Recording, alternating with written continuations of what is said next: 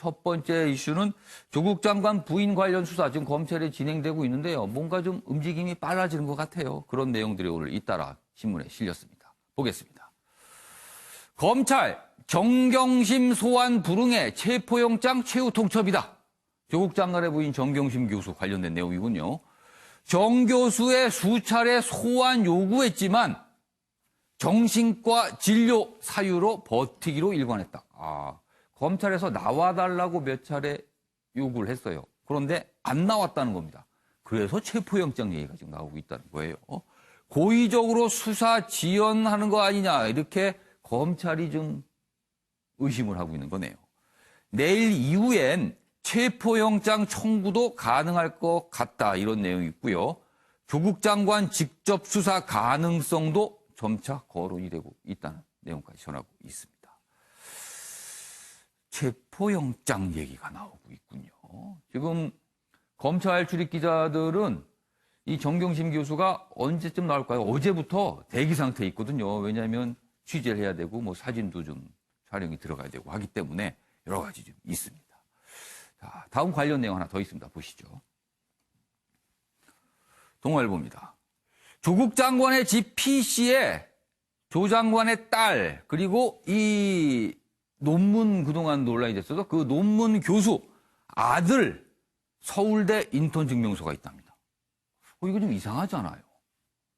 조국 장관 집 PC에 딸 관련된 자료가 있는 거는 그렇다 쳐도 이 논문 교수의 아들 관련된 내용이 있다라는 건 이거는 좀 뭔가 더 의혹이 불거졌어요. 검찰이 파일을 확보했다. 위조 가능성에 대해서 수사하고 있다. 그리고 이 교수 아들 조국 장관 딸이 증명서를 가져왔다. 뭐 이런 진술까지 지금 나왔다고 전하고 있습니다. 이게 어떻게 되는 걸까요? 그럼 이렇게 되면.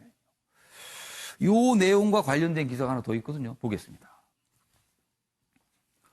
바로 서울대 인턴 증명서 얘기입니다. 여기 보시면 당시 서울대 인권법 센터장인 한임섭 교수, 조국 장관과 굉장히 가까운 걸로 알려진 교수입니다. 검찰 조사에서 기억 안 난다, 모르겠다 이렇게 얘기를 했다는 거예요. 인턴 의혹 관련 8시간 조사를 벌였는데요. 뭐 상당 부분은 기억이 안 난다, 모르겠다 이런 답변이 있었다고 좀 전하고 있고요. 그리고 변호인의 경우 변호인이 한 얘기가 있습니다. 형사적 문제될 일 안 했다 이렇게 지금 설명을 하고 있다고 합니다. 아무튼 검찰 수사는 이런 방향으로 좀 가고 있습니다. 자, 윤기찬 변호사. 일단 정경심 교수의 검찰 소환 조사 굉장히 좀 관심을 모으고 있거든요. 그런데 지금 한국일보에 따르면 소환 요구를 몇 차례 했는데 응하지 않았다는 거예요. 그럼 이거 앞으로 어떻게 되는 겁니까? 그러니까 검찰이 소환 요구를 하게 되면 그 응하지 않게 되면 이제 수사 보고서를 작성을 합니다. 그래서 몇 월 며칠에 나오라고 통보를 했는데 응하지 않았다라는 내용을 다 보고서 작성하거든요. 그래서 끝까지 응하지 않으면 이제 체포영장을 신청하는 그 절차죠. 그리고 정경심 교수가 건강이 어떤지는 정확히 모르겠습니다만 어쨌든 외부 활동을 하는 걸로 좀 언론에 다소 보도가 되고 있어서 이런 점 등을 볼 때 검찰 입장에서는 고의적으로 안 나오고 있다라고 판단할 수 있는 것 같고요.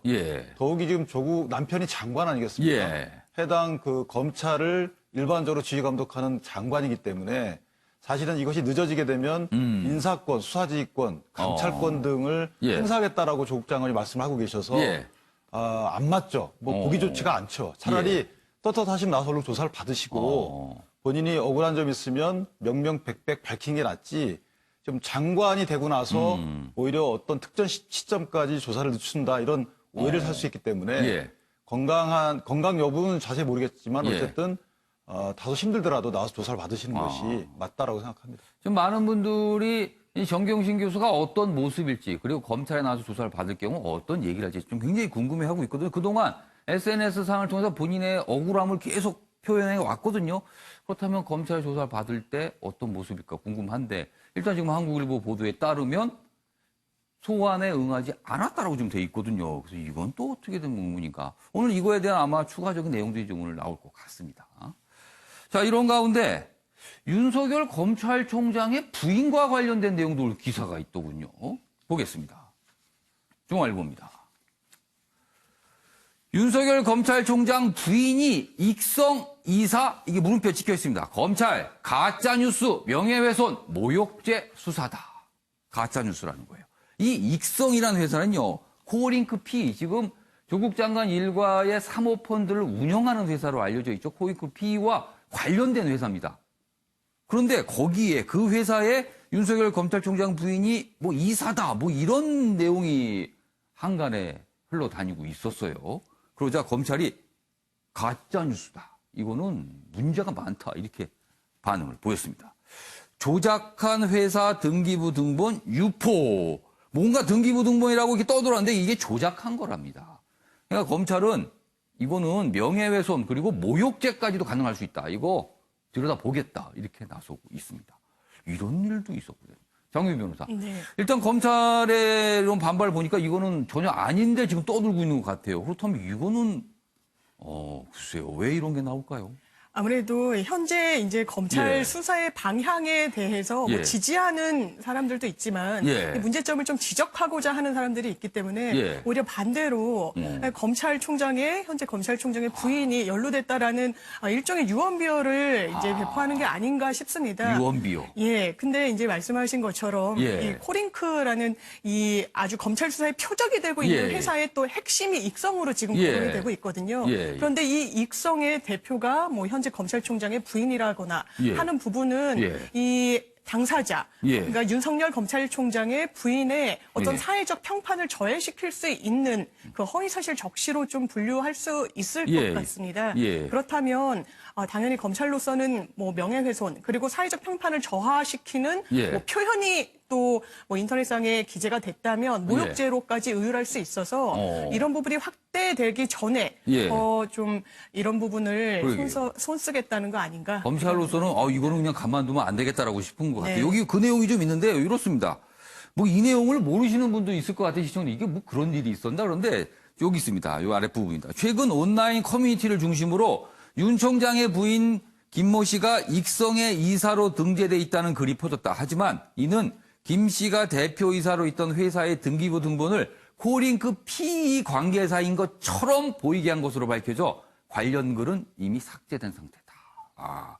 이거 가짜군요, 그러면요. 아무튼 지금 뭐 이렇게까지 지금 가고 있습니다.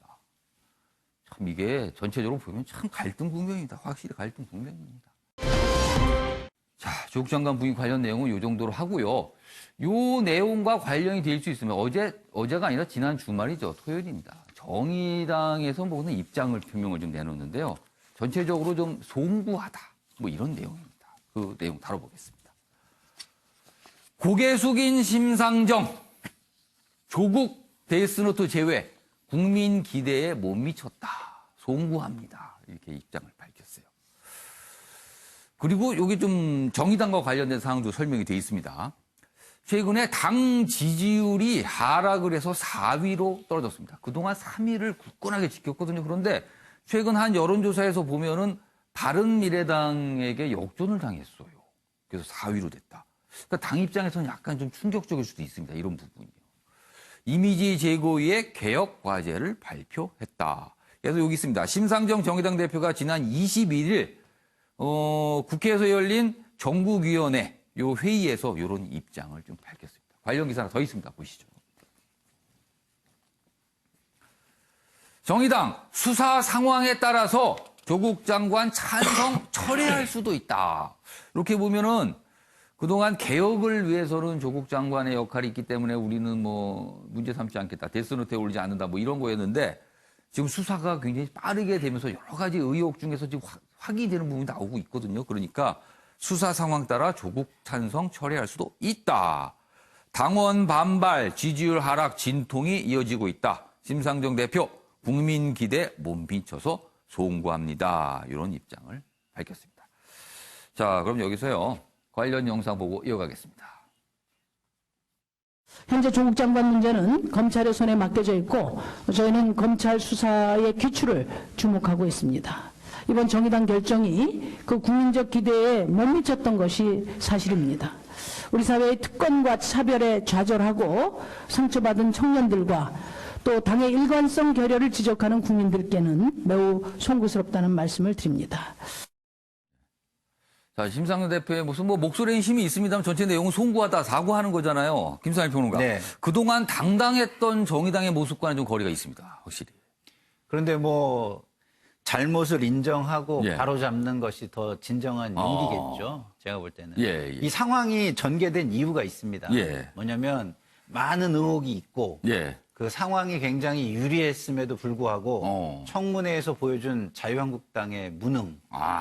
그 무능이 굉장히 그 데스노트 결정의 고민을 정의당에 안겨줬고요. 그러면은 김상일 평론가 보시기에 그 당시에 자유한국당이 뭔가 좀 더 계속 활약을 보고 있었죠. 했더라면 네. 정의당이 데스노트에 올렸을 수도 있다 이렇게 보시는 거예요? 네. 청문회에서도 역시 자유한국당은 판정패를 당했기 때문에 정의당 입장에서는 그 당시에 옆에 계신 개혁이라는 한국당에 계신 윤찬 변호사께서는 동의를 안 하시는 듯한 표정을 짓고 계시네요. 알겠습니다. 일단 발언기 잠깐 드릴게요. 그 부분에 대해서는. 예, 김상일 개혁이라는 큰 가치와 예. 그다음에 또 다른 이제 사회의 또 큰 가치 예. 두 개를 놓고 그 결정을 해야 되는 상황에 예. 온 것이죠. 그 당시에 그걸 맞이한 건데 예. 그렇기 때문에 그 주변의 판단의 근거들을 예의주시하면서 본 거예요. 근데 당시에 이 너무너무 큰 두 가지를 놓고 예. 결정하기에는 너무 정보가 부족한 상황이었었는데 이제 점점 확실해진다라는 게 좀 있는 것이죠. 그런 그러니까 검찰 수사 상황에서 상황을 보니까 좀 더 뭔가 좀 예. 진척되니까 예. 입장을 조금 달리하고 있는 거. 그렇죠. 그래서 그 이런 과거의 잘못을 예. 인정하는 모습이 저는 인정받아야 된다고 보는 게 지금 다른 정당에서 본인들의 잘못을 먼저 인정하고 하는 경우가 있나요? 저는 그런 면에서 그러네요. 보면 이런 것들이 예. 오히려 저는 좀 어느 정도는 예. 인정받아야 한다. 저는 이렇게 생각합니다. 김상일 평론가께서는 저렇게 사고하고 송구하다는 그 자체도 좀 인정해 주셔야 된다는 이런 긍정평가를 좀 하셨네요. 자, 최영철 편집위원. 네. 심상정 대표가 이제 뭐 송구하다 이렇게까지 얘기했어요. 그리고 뭐 국민의 기대에 못 미쳤다 이렇게까지 얘기한 이유가 있을 거예요. 정치적으로 좀 보면 어떻게 보세요? 이유? 당 내부에서도 비판이 많았죠. 예. 당 내부에서 비판이 많았을 뿐만 아니라 예. 당을 지지했던 많은 국민들로부터 따가운 질책을 많이 받은 것으로 알고 있습니다. 정의당이 이런 선택을 했던 것은 뭐 모두가 알고 있죠. 선거법 개정을 통해서 예. 정의당이 의석수를 확보를 해야 됩니다. 다음 총선에서. 당이 먼저 살아야 될 거 아닙니까? 근데 정의당에서는 뭐 지금도 그렇고 과거도 그렇지만 뭐 조국 장관의 어떤 문제가 좀 있는 건 알겠다. 그렇지만 검찰 개혁이란 더 큰 과제 이게 더 소중하니까 우리는 대선에 더 오르지 않았다. 이렇게 설명했거든요. 뭐 그것은 명분이었고 솔직한 입장에서는 예. 민주당과 선거법 개정 공조를 좀 해서 예. 당의 운명을 예. 좀 더 영속적인 정당으로 가보자는 것이 정의당의 판단이었는데 예. 이 부분에서 조국 카드를 예. 민주당과 공조를 할 수밖에 없었죠, 사실. 예. 사실 당이 없어져 버리면 정의당의 정의라는 가치가 살아남을 수 없다는 것이 심상정 대표의 판단이었는데 예. 결국 이것이 잘못된 판단이었다고 지금 뒤늦게 인정을 하는 것 같습니다. 사실 여러 가지 뭐 동물들이 있습니다만은 예. 명예로운 죽음을 선택할 수 있는 것은 예. 인간뿐입니다. 사실 순교도 하고 예. 순국도 하지 않습니까? 예, 예. 그것은 뭡니까? 가치 있는 것을 위해서는 죽을 수 있다는 것이죠, 인간은. 근데 정의당은 예. 가치 있는 것을 위해서 죽을 수 있어야 됩니다. 그래야 정의당이라는 이름이 더 빛나는 것이죠. 가치를 버리고 생존을 선택한다는 것은 소위 인간이 만든 정당이 아니고 동물이 만든 정당밖에 안 죽을 돼요. 수 있다라는 거는 무슨 선택을 하라는 겁니까? 결국에는 조국 카드를 예. 정의당의 정의를 위해서 버릴 수 있어야 된다는 것이죠. 결국 정의당의 간판이 왜 만들어졌느냐. 예. 결국 반칙과 특권을 벌인 예. 평등의 사회지 않습니까? 예, 예. 그 지향하는 가치를 위해서 예. 정의당이 나가야지. 당의 생존 욕구를 위해서 나간다면 결국 정의당은 오랫동안 지속할 수 없는 지속 가능한 정당은 될 수 없는 것이 아니냐. 뒤늦은 정의당 우리 심상정 대표의 예. 판단이 저는 옳다고 생각합니다.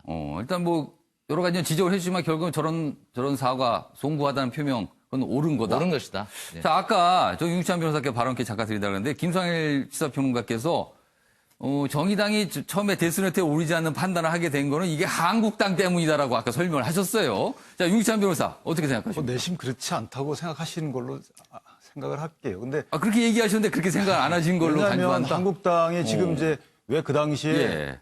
국민의 기대에 못 미친 청문회를 예. 할 수밖에 없었는지는 예. 이제 민주당 입장에서 계속 청문회를 늦췄잖아요. 정치적 예. 문제로.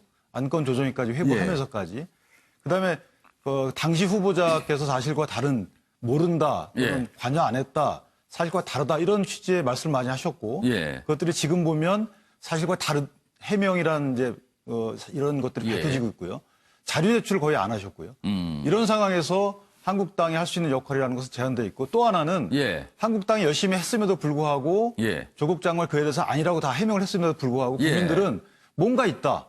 그러니까 미진하지 않느냐. 예. 이런 걸 못 밝히냐라고 하는 거 아니겠습니까? 그러면 예. 분명히 뭔가 진실이 있는데 예. 한국당이 뭘 못 밝혔다는 의미는 예. 국민들도 조국 장관의 해명을 제대로 믿지 않았다. 이런 결론이 났던 알겠습니다. 거고요. 좀 예. 한 가지만 더 말씀드리면 이제 정의당의 대표께서 하신 말씀이 지금은 이제 적절했다 말씀하시지만 사과가 저는 사과가 진정성이 없다고 봅니다. 왜냐하면 지금 기존에는 정의당이 6, 7%의 정당 지지율이 변하지 않는 상수로 판단하고 선거제 개혁에 올인했어요. 그러니까 뭐 정의를 내팽개치고 선거제 개혁에 올인했지만 지나고 나니까 내팽개쳤다고 또 그렇게 평가를 하시네요. 개혁이라고 명분을 내섰지만 사실 아닌 거 다 알잖아요. 그러니까 사실은 정당 지지율이 떨어지는 걸 좀 보신 거예요. 그러다 보니까 비례대표자가 도입된다 하더라도 정당 지지율이 떨어지게 되면 도입이 불필요하거든요. 사실 의미가 크게 없습니다. 그렇죠. 그러니까 약해집니다. 다시 정당의 이익을 위해서 사과를 하신 것이지 애당초에 그 마음이 진정성이 다시 되살아난 건 아니다. 저는 이렇게 평가합니다. 알겠습니다. 김선일 평론가께 짧게 추가 시간 드릴게요. 이건 뭐 제가 볼 때는 정의당을 너무 폄훼하셔가지고 제가 어떻게 말씀을 드려야 될지 모르겠는데 첫 번째는요.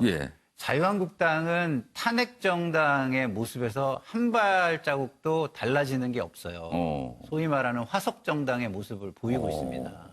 근데 잘못을 인정하는 정당에게 그렇게 말을 하는 것이 너무한 거 아닌가 이런 생각이 좀 들고요. 두 번째는 사람은 실수를 할 수 있습니다. 그걸 바로잡는 용기가 있다는 것이 저는 훨씬 더 중요하다고 생각을 하고요. 제가 뭐 내심은 그렇지 않은데 말씀을 하셨다고 하는데 저는 그 당시에 제가 같은 정당의 입장에 약간의 반기를 드는 이야기를 방송에서 계속 하고 있었기 때문에 굉장히 예민하게 정의당을 모니터를 하고 정의당 사람들하고 통화를 하고 있었거든요. 근데 그 당시에 정의당의 입장은 청문회 전까지는 뭐였냐면 반대의 기류가 강했어요. 반대해도 손해가 나지 않고 찬반이 굉장히 팽팽하다는 입장이었지만 이거를 반대의 기류가 더 강하다는 입장을 분명히 고수하고 있었는데 청문회를 보고서 일성이 뭐였냐면 이 상황에서 어떻게 반대하냐 이거였거든요. 이게 현실입니다. 알겠습니다. 뭐 아까 비슷하게 한국당과 그 청무대 상황 이후에 어떤 영향을 좀 받았다 이렇게 분석을 해주신 거네요. 지금 윤찬 변호사도 또 다른 말씀하실 것 같아요. 짧게 전반적인 드릴게요. 말씀드릴게요. 정당이나 사람이나 이제 한국당도 마찬가지입니다. 포함해서 드리는 말씀이에요. 어떤 특정 시점에 모르고 잘못했으면 괜찮아요. 알고 판단을 한 이후에 그 국면이 지난 다음에 국면을 모면한 뒤에 또다시 사과를 한다는 것은 저는 이것은 다 용서하면 안 된다고 봅니다. 한국당도 포함해서 특히 정치권에서는 이런 일이 반복하면은 청년들이 뭘 배우겠습니까? 앞으로는 이런 부분에 대해서 국민들이 냉정한 판단을 해야 된다고 생각합니다. 알겠습니다. 아니 근데 상황이 끝난 건 아니죠 지금. 조국 상황은 계속 이어지고 있는데 상황이 끝나서 그랬다는 거는 좀 그러니까 지금 김상일 평론가, 유기찬 변호사 좀 정리해드리면 김상일 평론가는 저 정도는 높게 평가에다 사과한 거 그리고 유기찬 변호사는 사과한다 끝날 게 아니라 그 자체를 다시 한번 들여다봐서 냉정하게 봐야 된다. 뭐 이런 지금 주장이 좀 다르시네요. 알겠습니다. 시청자 여러분께서 한번 판단해 보시기 바랍니다. 지금 상황을 어떻게 좀 보셔야 할지. 자, 이번에는요. 한 대학 교수의 발언 얘기를 좀 해보겠습니다. 글쎄요. 무슨 소신일까요? 아니면 무슨 실수일까요? 언론에서는 망언이란 표현도 등장을 하고 있습니다. 보시죠. 연세대 총학 그리고 동문들 위안부 매춘 망언 유석춘 교수 파면하라 이렇게 주장을 하고 있습니다. 유석춘 교수. 주말 동안에 참 많이 보도됐고 논란이 된 발언들이 나왔어요. 여기 보시면 일단 요약이 좀 돼 있습니다. 수업 시간에 학생들이 듣고 있었죠. 연대 학생들이 듣고 있었습니다. 식민지 지배 옹호 발언. 그리고 항의하는 여학생에게, 그러니까 위안부 관련 문제에 대해서 이렇게 얘기했는데 그 부분에서 여학생이 항의를 했어요. 그래서 한번 해보라. 이거는 좀 어떤 그 내용을 떠나서 글쎄요. 그래서 여기 표현이 이렇습니다. 막말이라고 돼 있습니다. 막말. 연세대 총학과 동문 매국적인 발언이다 성명을 냈고요. 정치권에서도 즉각적 조치가 마땅하다. 그러니까 학교 측이 한 얘기입니다. 유석춘 교수 때가 되면 입장을 밝힐 것이다. 이렇게 나타내고 있습니다. 자, 그럼 구체적으로 어떤 발언인지 여기 기사에 소개가 돼 있습니다. 좀 보겠습니다. 이 아랫부분입니다. 잡아주세요.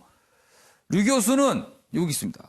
위안부에 끌려간 여성들이 자발적으로 갔다고 보시는 거냐. 그러니까 여러 가지 막 식민지 얘기하니까 이렇게 질문이 나왔어요. 그렇게 보는 거냐. 그랬더니 지금도 매춘 산업이 있다. 거기 여성들은 자기가 갔어요. 부모가 팔았어요. 이렇게. 그러니까 자기가 갔다는 부분을 강조한 거예요. 그리고 또 있습니다. 결국은 비슷한 것이다. 그 사람들이 살기 어려워서 매춘업에 들어가게 된다. 그러니까 위안부 문제를요 매춘으로 연관지어서 본 거예요.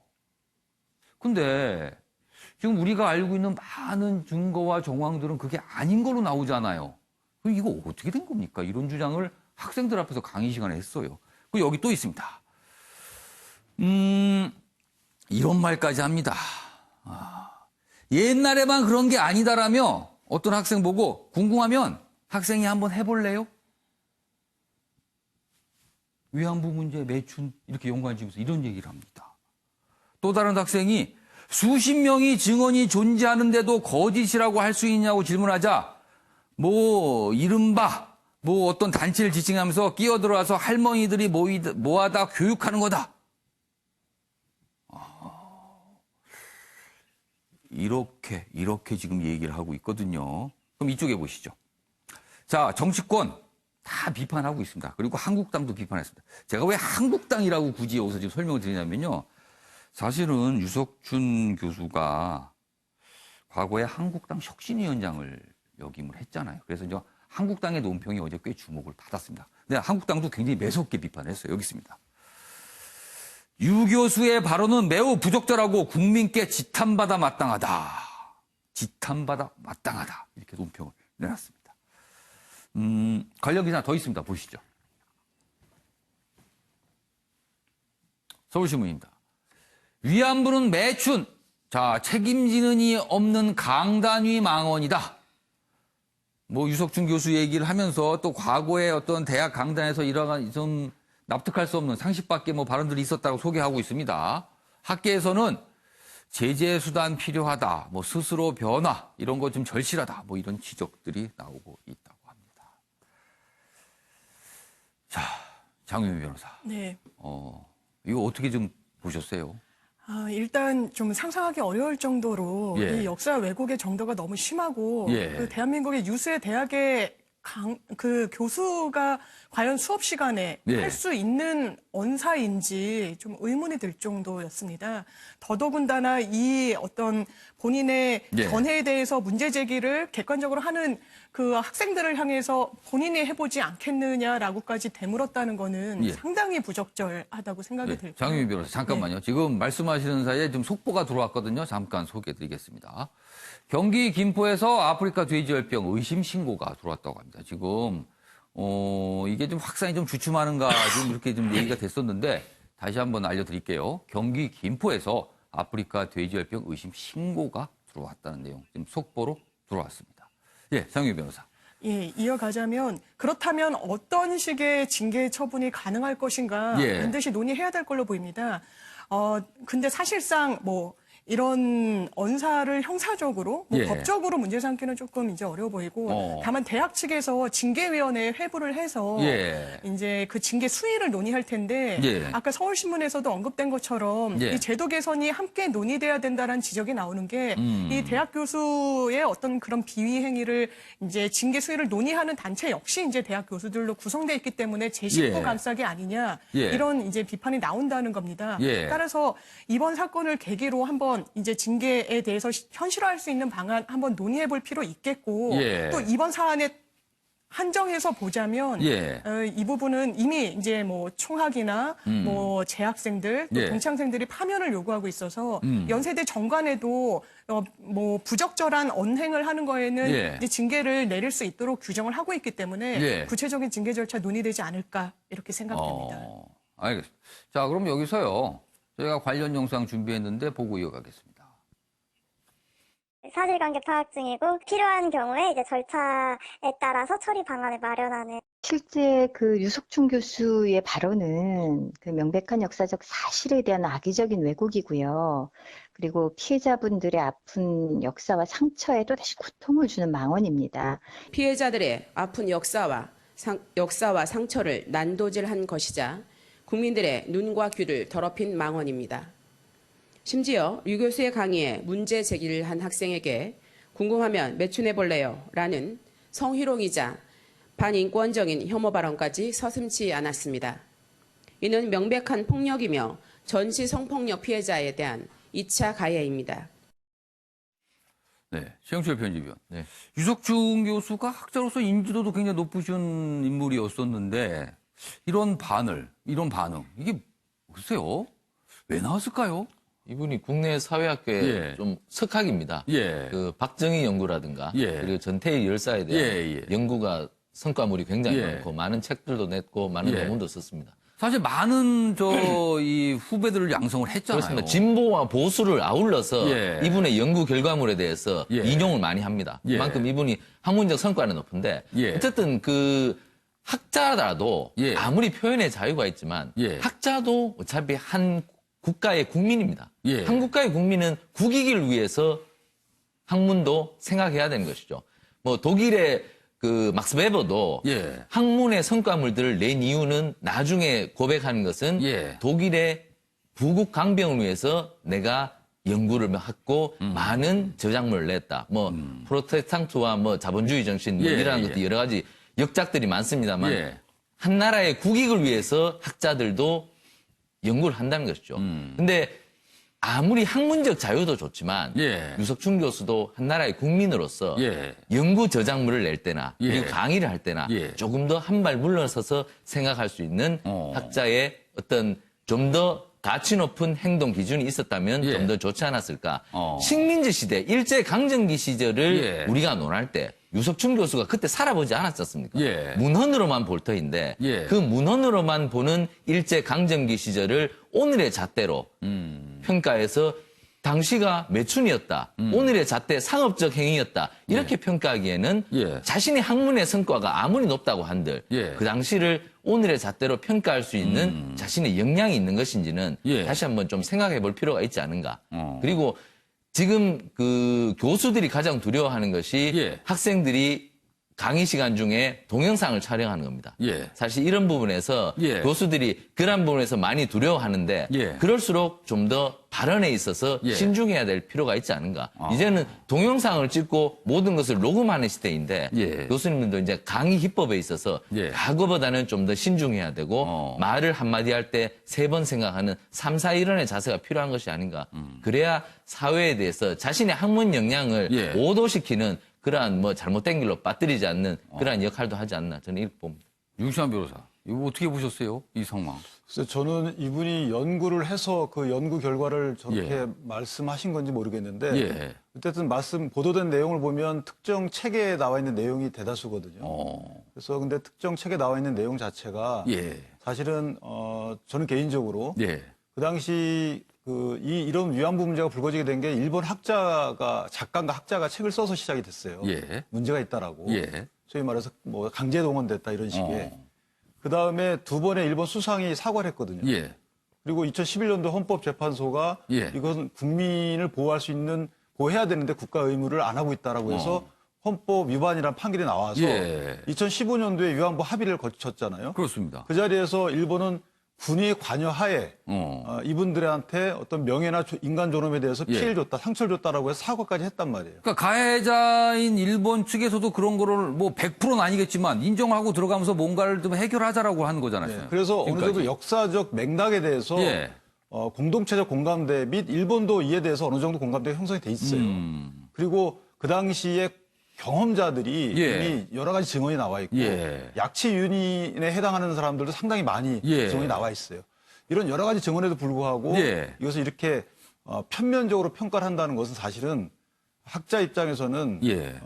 전제라고 하면 괜찮아요. 예. 이런 책이 있다. 예. 이렇게 어떤 간접적으로 전제라고 하면 괜찮은데 저거를 학생들한테 저렇게 일방적으로 얘기를 하는 것은 상당히 부적절하고 사실 강의 시간에 이 기사에 소개된 바에 따르면 학생들이 이제 반발을 한 거예요. 그러다가 여러 가지 질문을 하잖아요. 그렇게 생각하시는 게 맞느냐라고 질문하는데 그 과정에서 뭐 여학생 상대로 조금 어떻게 보면 좀 이상하게 들리는 그런 발언까지 나왔단 말이에요. 그 과정도 사실 본인의 생각을 예. 마치 외부에서 볼 때는 저 활자된 것만 보면 강요하는 듯한 모습을 좀 볼 수 있고요. 예. 그래서 상당히 부적절하고 더욱이 내용면에서 보더라도 예. 아까 말씀드린 것처럼 이미 이 부분은 어느 정도 정리가 돼 있는 역사적 사실관계다. 예. 이렇게 생각을 합니다. 알겠습니다. 예, 김상일 평론가.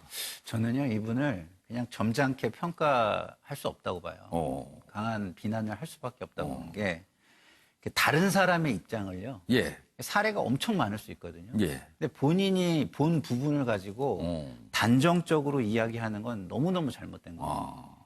어떻게 합니까? 예. 그거를. 뭐 자기가 연구를 했는데 이런 사례도 있더라. 예. 이렇게 얘기할 수는 있죠. 예. 그렇지만 그걸 일반화 시켜가지고 단정적으로 얘기하면 예. 그게 되겠습니까? 그리고 그거에 대해서 예. 많은 사람들이 일반적으로 다른 팩트를 가지고 있는데 거기에 대해서 질문을 하고 반대 의견을 냈다고 해가지고 예. 궁금하면 한번 해봐라? 요. 도대체 이분은 가족 중에 여성이 없나요? 예? 저는 굉장히 화가 나더라고요. 예. 이거는요. 예. 그 지적 우월감의 발로인 것 같긴 하지만 예. 본인이 우월적 존재라는 걸 넘어서서 이런 발언을 했다는 건 굉장히 파쇼적 발언입니다. 이거는 진짜 용서되기가 어렵고요. 예. 아주 절절한 사과가 만약에 없다면 예. 이거는 사회적으로 강력한 지탄을 받아야 되고 상류층의 한 사람으로서 살아갈 예. 자격이 없다고 저는 생각합니다. 지금 대학 측에서는 굉장히 좀 고민을 하고 있겠죠, 지금. 그래서 지금, 근데 이게 뭐 이 정도로 간단히 끝날 것 같지만 반발이 지금 계속 이어지고 있습니다. 알겠습니다. 자, 이번엔 사회 분야 기사로 좀 넘어가 보겠습니다. 화성 연쇄 살인 용의자가 지금 특정이 됐는데, 조금 보면은요, 이 용의자, 글쎄, 왜 이런 모습일까, 이런 태도일까, 뭐 이런 부분의 기사들이 좀 있습니다. 보겠습니다. 경찰 면담을 하며 혐의를 부인하고 있습니다. 그리고 수사에 호기심 발동한 듯하다. 이렇게 제목이 실려 있거든요. 이 제목만 보면은 시청자 여러분께서 이게 무슨 말일까 약간 궁금하실 수 있어요. 좀 더 설명해 드리겠습니다. 지금 이 사안 공소시효가 지나서 강제 수사를 할 수가 없습니다. 강제 수사라는 건요. 강제로 잡아들여서 조사를 하고 압수수색도 하고 뭐 이런 건데 이거 못 하거든요. 공소시효가 끝나버려서. 그러면은 본인이 원할 때만 가서 경찰이 만날 수 있는 겁니다. 그런데요. 강제 수사 상황 아닌데도 3차례나 면담에 응했습니다. 면담에. 경찰 만났어요. 3번이나. 그런데 만났는데 또 혐의는 부인을 합니다. 그러면 통상적으로 부인할 거면 안 만나잖아요. 그러니까 만나긴 다 만나는데 또 혐의는 부인한다는 거예요. 그래서 이건 무슨 상황일까 그러는 겁니다. 지금요. 자, 그러자 프로파일러들이 여러 가지 또 분석을 했습니다. 아직까지는 그냥 분석입니다. 어떤 이 프로파일러들의 어떤 분석, 그리고 뭐 학자적인 어떤 해석이겠죠.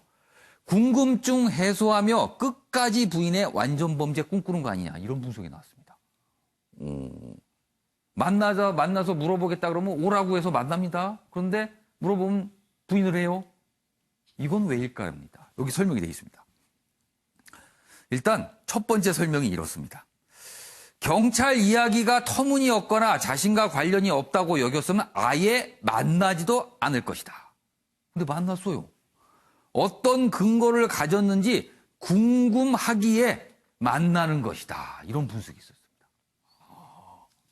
뭐예요, 그럼 이 상황을 지금 본인이? 궁금하니까 만나서 들어보자. 이런 겁니까, 지금? 또 다른 설명이 있습니다. 30여 년간 사건을 완벽하게 처리했다 생각했을 텐데 대체 어떻게 경찰이 찾아냈는지 어디까지 알고 있는지 궁금증을 해소하기 위해 경찰을 만나는 것일 수 있다. 이런 설명도 있습니다. 이거는요. 글쎄요. 이걸 좀 어떻게 받아들여야 될까요? 아무튼 프로파일러들의 분석이 이렇습니다. 지금 상황이 상식적으로는 쉽게 납득이 가지 않아서 그렇거든요. 자, 이런 상황에서 이 용의자의 모친의 어떤 반응이 오늘 신문 몇몇에 실렸거든요. 그 기사 보겠습니다. 모든 게 제가 자식을 잘못 키운 탓이다. 병상에서 가슴 친 이 용의자의 모친. 연쇄살인범 용의자 지목에 충격을 받았다. 진짜 그랬다면 천벌 받을 것이다. 제가 두 손 모아 죄송합니다. 어머님이 무슨 죄가 있습니까? 그런데 어머니는 이렇게 얘기하는 거죠. 제가 잘못 키워서 그렇습니다. 아들 소식을 듣고 퇴원해 자취를 감췄다. 지금 병상에 있었다고 그러는데요. 퇴원해서 자취를 감췄다. 이런 상황이 있습니다. 자, 윤기찬 변호사. 아니, 장욱이 두 분 법조인 계신데요. 먼저 윤기찬 변호사께. 이거 무슨 반응일까요? 이 용의자. 제가 볼 때는 본인이 이제 처벌받을 염려는 없거든요. 예. 어쨌든 그리고 공소시효 다 끝났어요. 예, 상당히 오랜 기간이 지난 이후기 때문에. 예. 근데 본인이 원하는 건 이제 가석방이에요. 25년을 복역했기 때문에 무기수지만 20년이 지나면 가석방 대상이 됩니다. 예. 그러니까 가석방을 염두에 두고 최대한 협조해서 본인이 나 잘못이 없다. 사실과 다르다라는 점을 간접적으로 어필하는 게 아닌가 저는 오히려. 그러면은 아예 처음에 만났을 때 부인을 해버리고 만나질 말는 게 상식인데 왜 만날까요? 안 만난다 그러면은 뭔가 예. 감추는 듯한 모습을 보이는 걸로 오해할 수 있잖아요. 그러니까 본인이 예. 적극적으로 만남으로써 예. 나는 떳떳하다라는 것을 오히려 간접적으로 어필하고. 원하면 다 만나지만 나는 아니다. 예, 그것이 행영 정상으로 이제 가석방에 반영됐으면 좋겠다라는 내심의 의사가 있지 않을까라고 생각이. 실제 이런 모습을 보이면 나중에 반영이 됩니까? 예를 들면 이렇게 잘못이 있으면 안 만나러 나올 수도 있죠. 오히려 들킬까봐. 그런데 그게 아니고 적극적으로 프로파일러가 오면은 심리적 기법을 이용하는 거 아니겠습니까? 예. 그러니까 만나는 것 자체가 사실 부담스러운 거예요. 그런데도 불구하고 계속 만난다는 것은 오히려 행정당국에 나 이렇게 떳떳하다라는 모습을 의도적으로 보여주는 게 아닌가 이런 생각이 듭니다. 윤기찬 변호사는 여기 프로파일러들의 분석과 약간 좀 결이 다른 분석을 해준 거네. 본인이 스스로 떳떳함을 좀 어떻게 보면 그렇게 드러내기 위한 거다. 예, 의도적으로 보이는 거죠. 장유희 변호사는 어떻게 보셨어요? 뭐 혹시 이런 비슷한 사례 경험하신 적 있으세요? 변호사로서? 실제로 예. 일단 자신의 죄를 부인하는 상황에서도 수사를 마다하지 않는 이유는 예. 이 건 같은 경우 뭐 공소시효가 지났다는 특수점이 있지만 예. 이 수사기관이 쥐고 있는 자신에 대한 사실관계가 무엇인지 예. 아마 확인하고자 하는 심리가 반영됐을 거라고 보여집니다. 왜냐하면 특히 본인이 이 씨도 용의자로 특정된 상황은 자각하고 있다고 알려져 있거든요. 이게 본인이 어떤 혐의로 이제 화성 연쇄 사건의 이제 용의자로 더 특정이 돼 있는 상황에서 그러면 어떤 부분에 대해서 새로 사실관계가 드러났고 어떤 증거를 추가로 확보했는지에 대해서 알고자 하는 생각이 있을 겁니다. 그래야 또 방어하고 논리를 만들어내고 본인 해명을 해놓을 수 있기 때문일 건데요.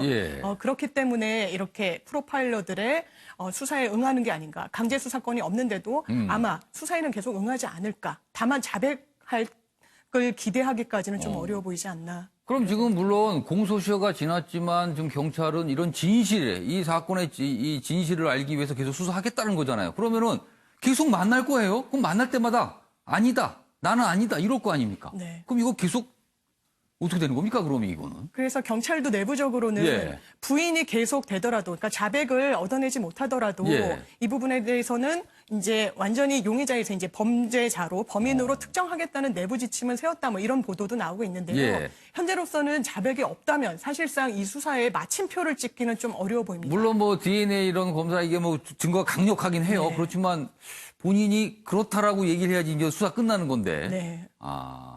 그러면 좀 답답하게 갈 수도 있겠네요, 상황이. 길어질 수도 있을 것 같습니다. 저 DNA가 땀 DNA라고 하더라고요. 그러니까 저희 소위 말해서 이 특정 범죄의 경우에 뭐 체액이 아니고 땀이기 때문에 사실 직접적인 증거는 또 아닐 수가 있어요. 그러니까 접촉을 한 건 맞는데 그러다 보니까 경찰도 자백을 이끌어내기 위해서 프로파일러 등을 자꾸 투입하는 것 같아요. 상당히 기간 동안 이런 답답한 기사가 또 나올 것 같은데요, 그러면은요. 이게 뭐가 어떻게 된 건지. 알겠습니다. 이 내용 이 정도로 하고요. 다음 내용 좀 보겠습니다. 큰 화제가 좀 있었어요. 여기 보시면 이렇습니다. 제일평화시장입니다. 지난 22일 새벽 0시 40분에 발생했는데요. 이렇습니다. 창문도 스프링클러도 없어 16시간 불탄 제1평화시장. 지금 뭐 16시간 나오지만 뭐 어떤 기사에서 이제 20시간 넘게 나오는 것도 있고 거의 20시간 전후에 엄청나게 오랜 시간 이 불에 탄 거예요. 지금 제1평화시장 화재가 굉장히 커졌습니다. 어제가. 이 내용입니다. 40년 된 3층 의류 매장에서 화재가 났다. 열과 연기가 못 빠져나가 진화에 어려움이 있었다. 그러니까 이 창문도 없고요. 스프링클러도 제대로 안 돼 있고 그러니까 어떻게 그냥 계속 타들어간 겁니다. 200여 점포가 전소했다. 천만다행히도 인명피해는 없었습니다. 천만다행히도. 그렇지만 이제 재산 피해가 좀 상당할 것으로 하고 있고요. 제1평화시장 많은 분들이 들리시는 곳이잖아요. 그런데 이렇게 좀 화마에 휩싸였습니다. 20시간 가까이 불에 탔다니까 이게 거기에 점포를 갖고 계신 상인분들이 얼마나 가슴이 글쎄 이게 뭐 가슴이 타다는 게 아니라요. 거의 뭐 무너져 내려졌을 겁니다. 이런 모습 보고 어떻게 할 수 방법이 없으니까요. 그래서 지금 많은 분들이 좀 걱정을 하고 있는 상황이다. 요 기사입니다. 알겠습니다. 이번엔 두 개의 신문 기사를 비교해 보는 순서입니다. 주제는요.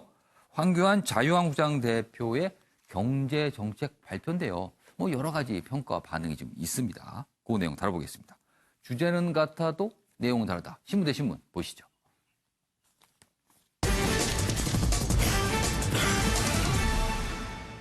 오늘 신문 대 신문 조선일보와 서울신문을 좀 비교해 보겠습니다. 같은 내용입니다. 그런데 좀 내용이 좀 이렇게 저희가 요약을 했는데 이렇습니다. 조선일보는 잡스처럼 황교안의 민부론이다 이렇게 돼 있고요. 서울신문은요.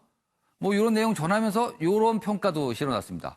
소주성 뒤집어 실현 방안 부족 이렇게 평가를 좀 해놨습니다. 자 그럼 차례로 기사 좀 보겠습니다. 먼저 조선일보 기사입니다. 일단 사진이요. 황교안 대표 모습이네요. 일단 삭발한 건 다 아시잖아요. 그리고 캐주얼 복장을 하고 있고 소매를 걷어 붙였습니다. 그리고 여기 보시면 이렇게 좀 마이크를 이렇게 연결된 마이크. 그래서 마치 어떤 IT 기기를 소개할 때 되게 이런 모습이 많이 나오잖아요. 그런 모습이 좀 비쳤다는 거예요. 보시죠. 잡스처럼 셔츠 운동화 무선 마이크 황교안의 민부론이다. 제목부터가 일단 좀 긍정적 평가가 좀 느껴지네요. 여기 보시면 소주성, 탈원전 폐지 등 내세운 총선 대선 경제 공약 직접 발표했다. 총선 공약, 대선 경제 공약까지 지금 이렇게 평가를 해놨네요.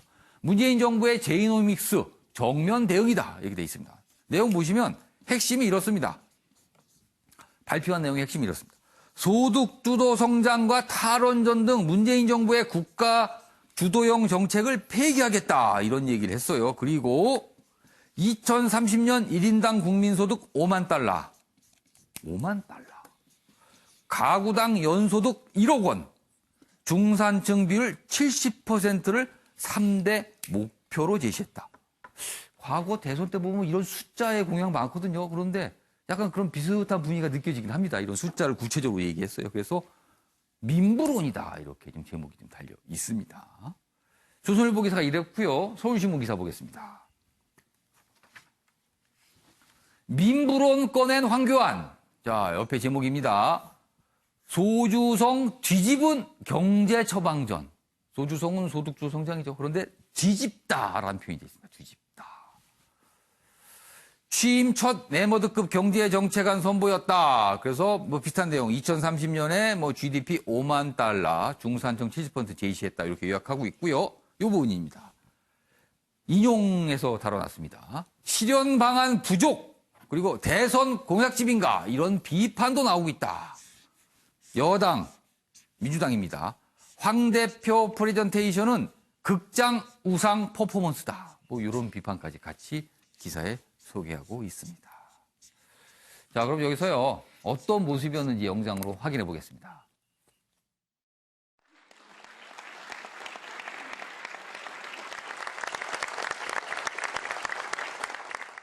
기업 정책이 우리 기업 환경을 파괴한 대한민국이 중병에 걸렸습니다.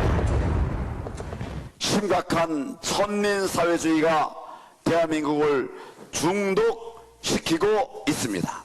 민부론은 대한민국 경제의 중병을 치료할 특효약이 될 것입니다.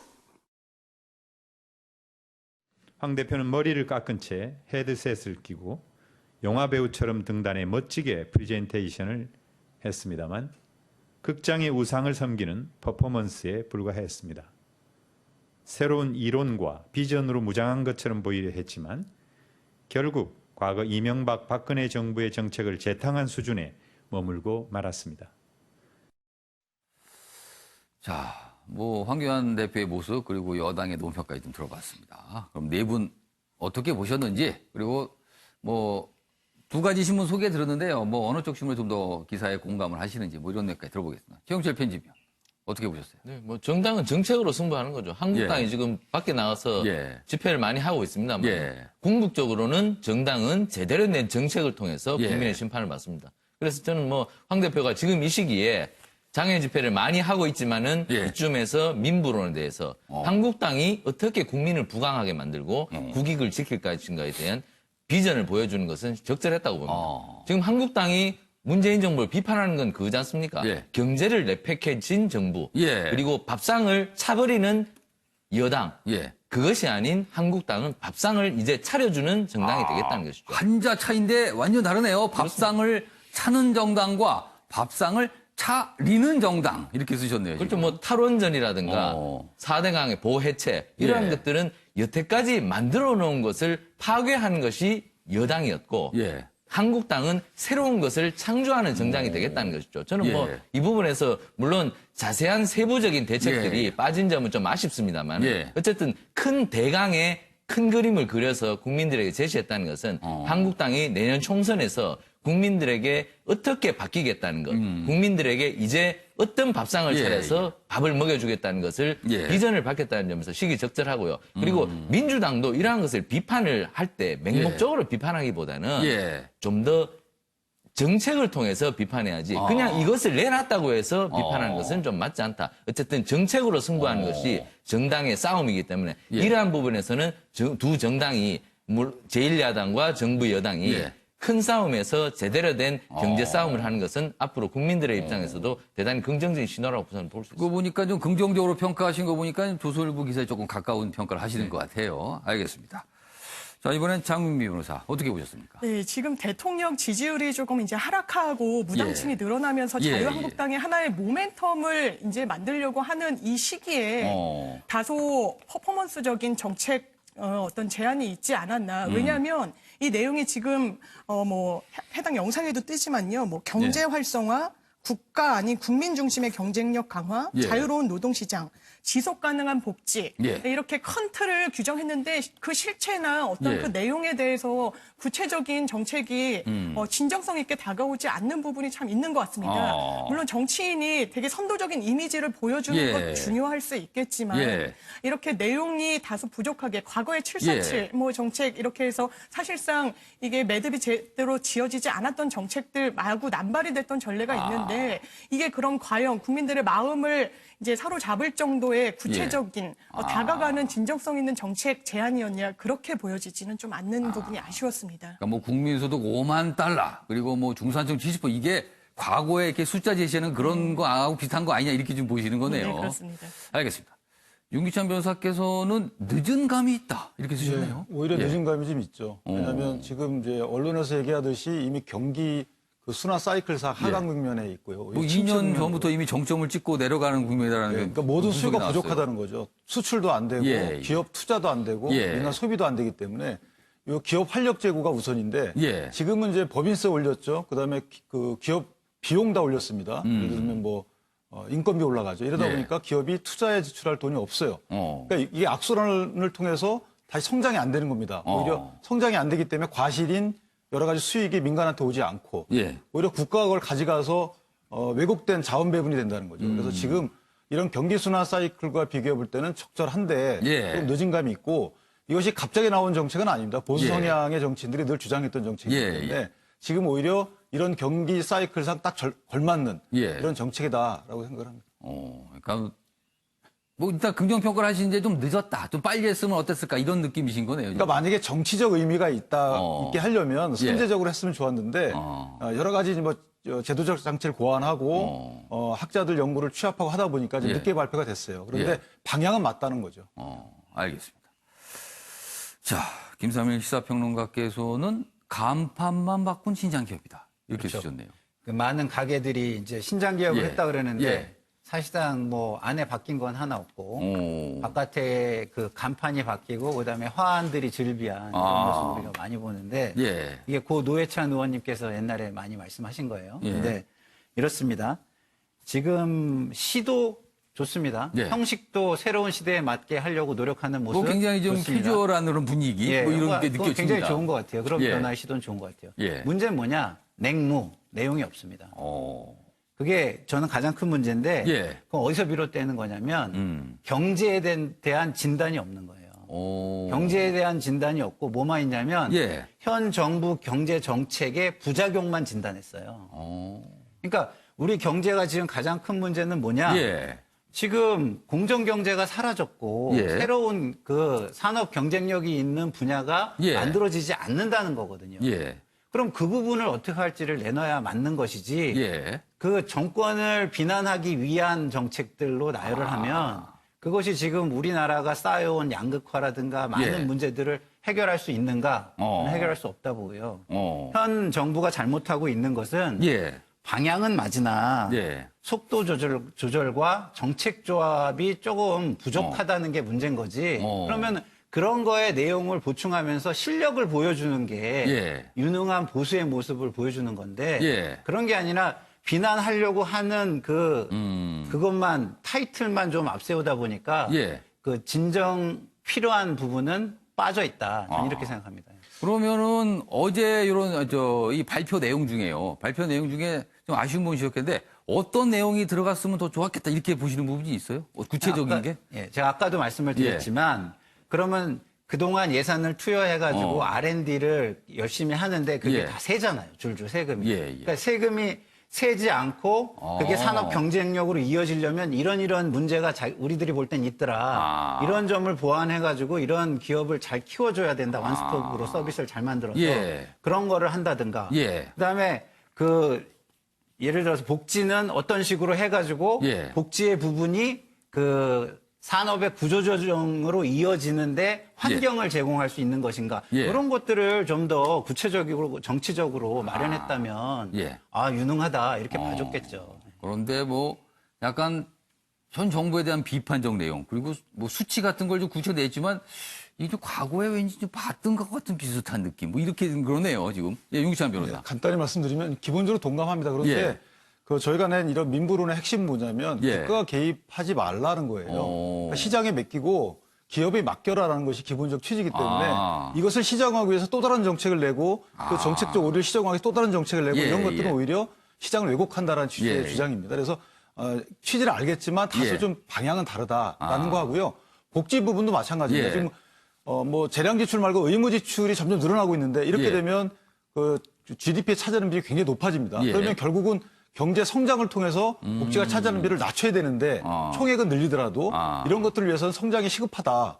이것이 지속 가능한 복지를 주장하는 한국당의 요체예요. 그러니까 어제 발표의 주 내용을 국가가 너무 나서지 마라. 그걸 강조한 거다라고 봐달라 하시는 거네요, 지금. 김사일 이게요. 제가 이게 대표적으로 진단이 저는 잘못됐다고 말씀을 드리는 거예요. 왜냐하면 우리의 지금 시장 경제는요.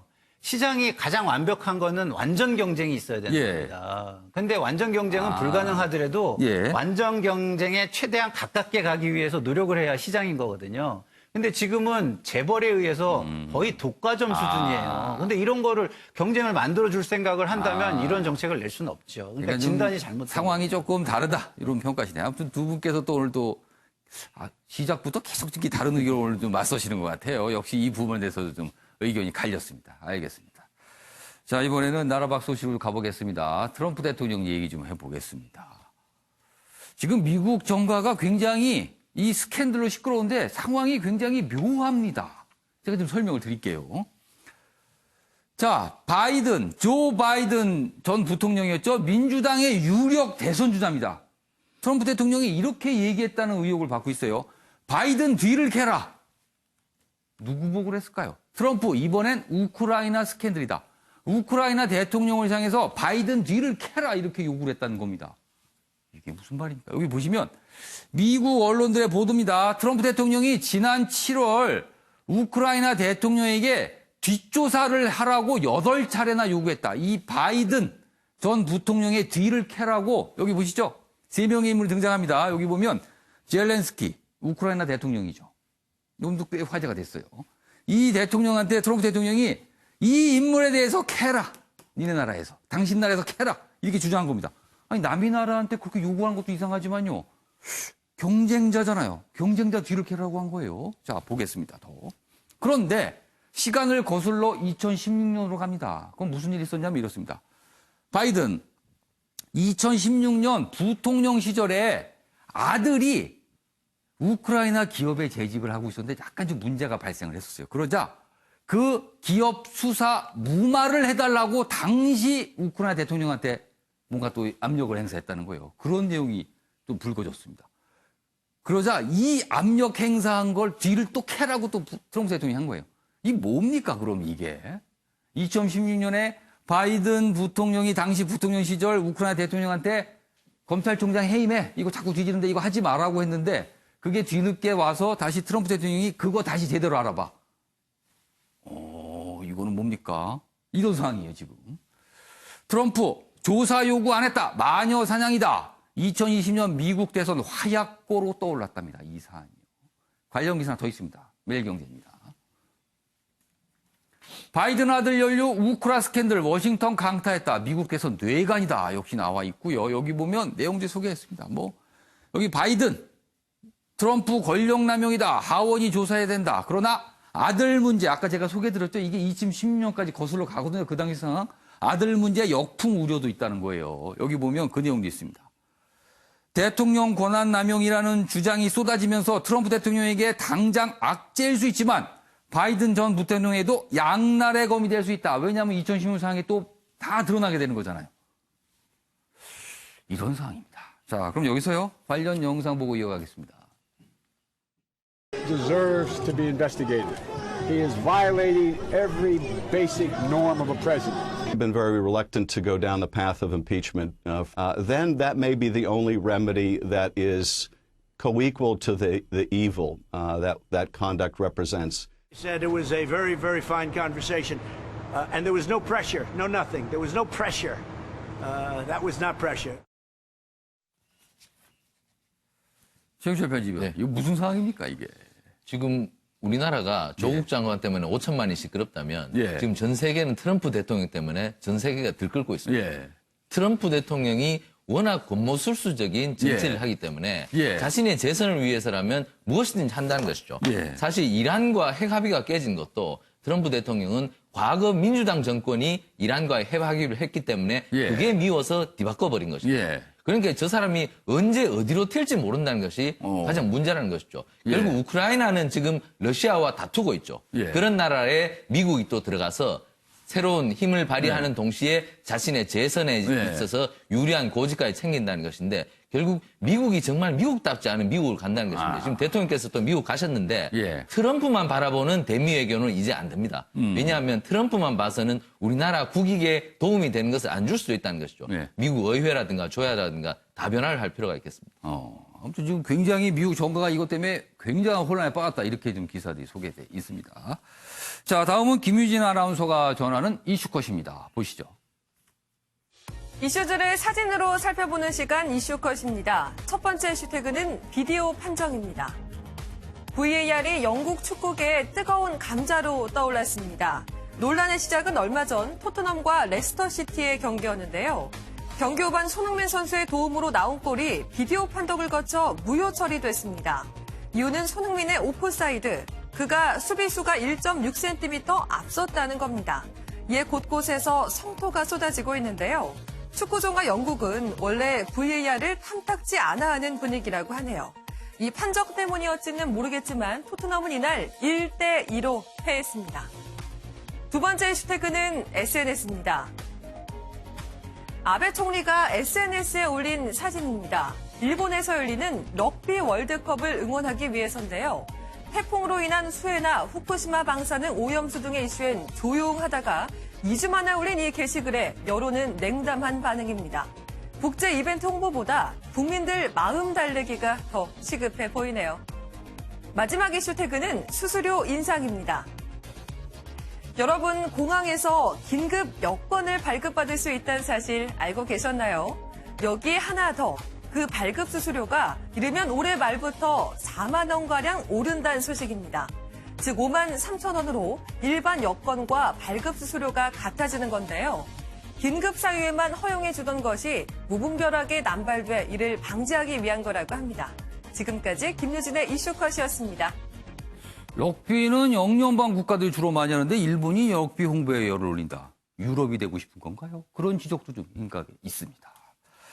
아침의 미래경제 오늘은 여기까지입니다. 시청해주신 여러분 고맙습니다.